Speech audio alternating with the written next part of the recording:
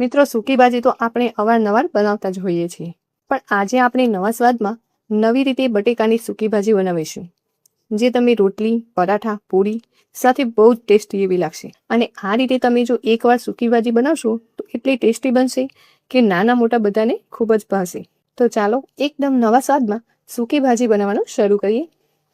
તો એના માટે એક પેન ગરમ કરવા રાખી દઈશું અને તેમાં અડધો કપ જેટલા સિંગદાણા લઈ લઈશું. અહીંયા સિંગદાણા ક્રિસ્પી થાય ત્યાં સુધી આપણે તેને આ રીતે શેકી લેવાના છે. તો અહીંયા મીડિયમ ગેસની ફ્લેમ પર લગભગ 3 થી 4 મિનિટ જેવા તમારે શેકવાના છે. તો થોડી જ વારમાં સિંગદાણા સારા એવા ક્રિસ્પી થઈ જશે અને શેકાઈ પણ જશે. તો અહીંયા આપણે સિંગદાણા ચેક કરીને જોઈએ તો તમે જોઈ શકો છો સિંગદાણા સારી રીતે શેકાઈ ગયા છે. તો હવે તેને સાઈડમાં ઠંડા કરવા માટે રાખી દઈશું અને સિંગદાણા ઠંડા પડે એટલે તેને અધકચરા એવા વાટી લેવાના છે. તો અહીંયા સૂકી ભાજી બનાવવા માટે બટેટાને મેં પહેલેથી જ બાફીને રેડી કર્યા હતા. તો તેની છાલ ઉતારી લઈશું.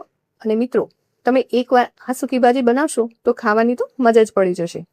તો અહીં આ રીતે બધા જ બટેકાની છાલ કાઢી લઈશું. તો હવે બાફેલા બટેકાને મીડિયમ સાઇઝમાં કટ કરી લેવાના છે. તો બટેકા બહુ નાના પણ નહીં અને બહુ મોટા પણ નહીં, એવા આપણે મીડિયમ સાઇઝમાં કટ કરી લઈશું. તો અહીંયા આપણા બટેકા રેડી થઈ ગયા છે. તો નવી જ રીતે સૂકી ભાજી બનાવવા માટે શાકમાં એડ કરવા માટે પેસ્ટ બનાવી લઈશું. તો એના માટે એક મિક્સર જારમાં 1 ઇંચ આદુનો ટુકડો, 5 થી 6 નંગ જેટલા લીલા મરચાં.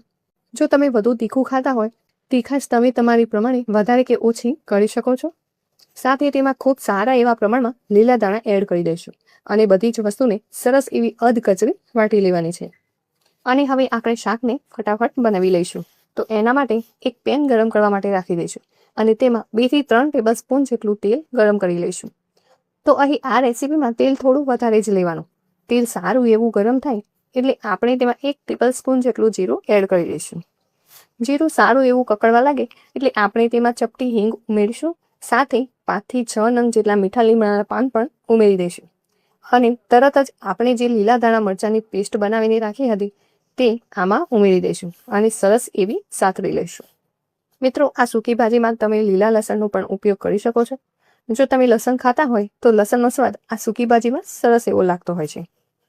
મિત્રો, આ પેસ્ટને મીડિયમ ગેસની ફ્લેમ પર સારી રીતે સાતળી લેવાની છે, જેથી કરીને તેમાં થોડી એવી કચાશ પણ ન રહી જાય. હવે આપણે તેમાં થોડી એવી હળદર ઉમેરીશું.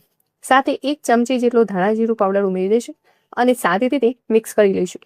બધી જ વસ્તુ તમે જોઈ શકો છો સારી રીતે મિક્સ થઈ જાય એટલે આપણે તેમાં હલકું એવું પાણી ઉમેરી દઈશું અને સરસ એવું ફરીથી મિક્સ કરી લઈશું. અને આ પેસ્ટને થોડી વાર માટે ચડવા દઈશું. તો અહીં થોડી જ વારમાં પેસ્ટ એકદમ સારી રીતે સતરાઈ ગઈ છે.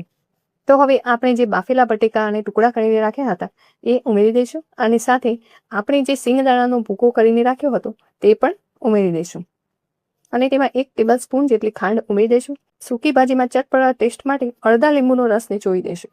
મિત્રો, સૂકી ભાજીમાં મીઠું, ખાંડ અને લીંબુ આ 3નું યોગ્ય બેલેન્સ હોય તો સૂકી ભાજી બહુ જ ટેસ્ટી એવી બને છે. હવે આ બધી જ વસ્તુને એકદમ સરસ રીતે મિક્સ કરી લઈશું.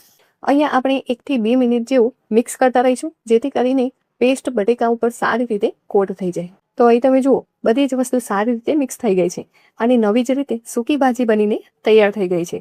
તો મિત્રો, અહીં તમે જુઓ એકદમ નવી રીતે અલગ સ્વાદ સાથે સૂકી ભાજી બનીને તૈયાર છે. તો તમે આ ભાજીને પૂરી, પરાઠા કે પછી રોટલી સાથે સર્વ કરી શકો છો. તો મિત્રો, તમને મારી આજની રેસીપી કેવી લાગી કોમેન્ટ કરીને જરૂર કહેશો અને વિડીયો ગમે હોય તો લાઇક, શેર અને સબસ્ક્રાઈબ કરવાનું ના ભૂલતા.